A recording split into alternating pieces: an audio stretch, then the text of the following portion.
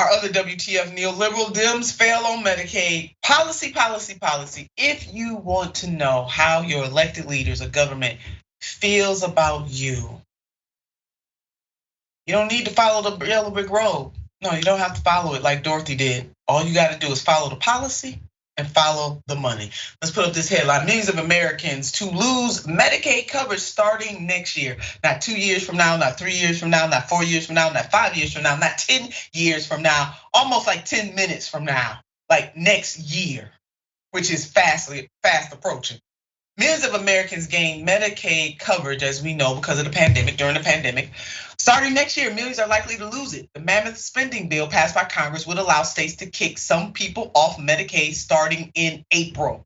Millions will become uninsured, according to estimates from the administration and several healthcare nonprofits. Yeah, you heard me right on that. This is coming from Money Watch. The Kaiser Family Foundation estimates that 15 million to 18 million people will lose Medicaid coverage, or about 1 in 5 people currently in the program. A December study by the Citrus Urban Institute also estimated. So we got some, a group, an institute that doesn't necessarily, they don't swing a progressive left, but they have estimated that 18 million people are set to lose Medicaid coverage next year and in 2024, leaving 3.8 million people without health insurance.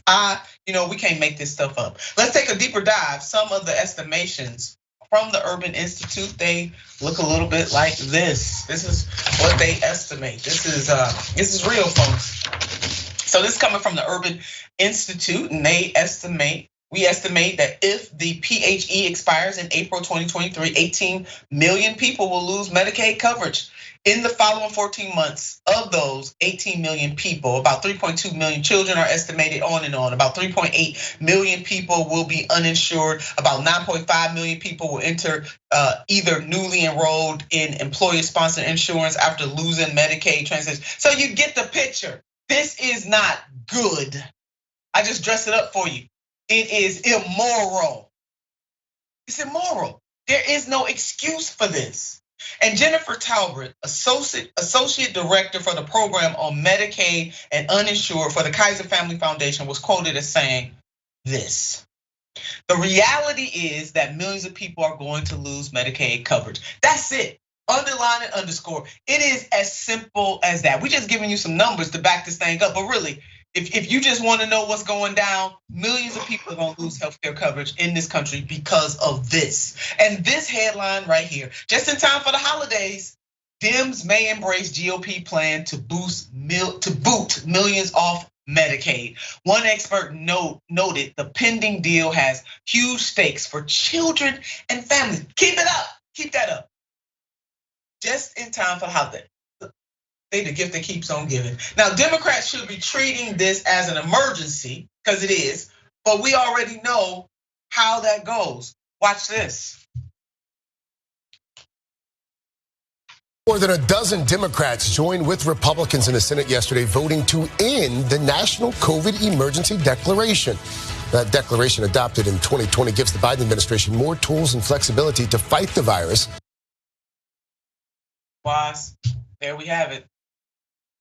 Well, I mean, if anybody wants to understand why this is happening, just know that in order to even qualify for Medicaid, obviously you have to be either a child, or you have to either be unemployed or work at a job that doesn't pay you very much. That's how you qualify for Medicaid. And as we know, these are the most vulnerable people in the country, the people who need the most help, the most support, the most backing, and so naturally they get the least. There's gonna be cats like that CEO of Southwest who's gonna be fine. Even if his head rolls, he's gonna get a beautiful severance. They're gonna pay him so much money. He's gonna get to be the consultant or on the board of some other thing that he has no idea about how to run or how to be competent, and he will be just fine. His family will have 12 vacation homes. He'll never worry about a meal, about healthcare, about childcare, about any of that. The system rewards him and takes care of him because that's just how it goes. But people who need the most help just get kicked to the curb. These are truly the most voiceless people in our society. society, and the Dems are helping them, peril. Yep, because when it comes to the owner donors, both political parties are owned. America, really. I mean, we bring it to you here on Unbossed. But when are we going to stop being complicit in our own demise? None of this makes sense. It is cruel. The pandemic is not over.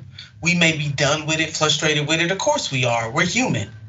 But the pandemic is not done with us. And the residual impacts of the pandemic on the lives of everybody, but especially the people who are the most vulnerable, that is not going to change for some time to come. And these policies, as I said, don't follow Dorothy down the yellow brick road. Just follow the policy and follow the money.